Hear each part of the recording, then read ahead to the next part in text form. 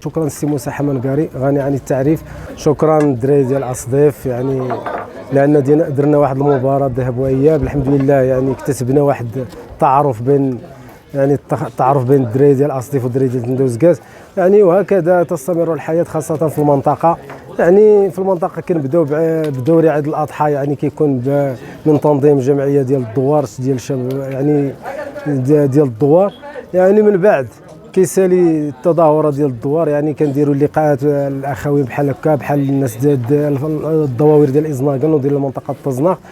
ورغم غياب الملاعب القرب وغياب البنيه التحتيه خاصه في المنطقه تزناق وفي ازناكن، يعني كتحاول كدير واحد المجهود باش على الاقل ترضي الشباب، واخا هذا الشيء قليل يعني، وخاصه في الجمعيات والجماعات يعني ما كاينش لا دعم معنوي ولا ماديا، يعني خاصه منطقه تزناق يعني متهمشه، يعني خاصه في الملاعب القرب وخاصه في البنيه التحتيه.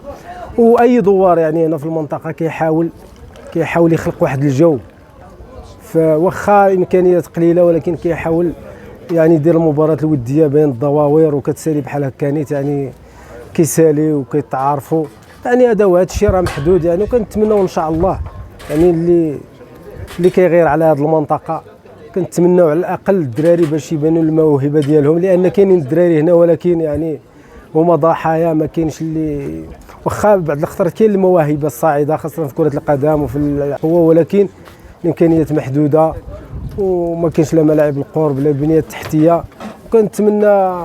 كنتمنى الله تعالى يشوف في هذه المنطقه، ونتمنى الخير ان شاء الله. وشكرا الدراري ديال اصديف، ومره اخرى ان شاء الله ومرحبا بكم في بلادكم تندوزكاس. السلام عليكم ورحمه الله.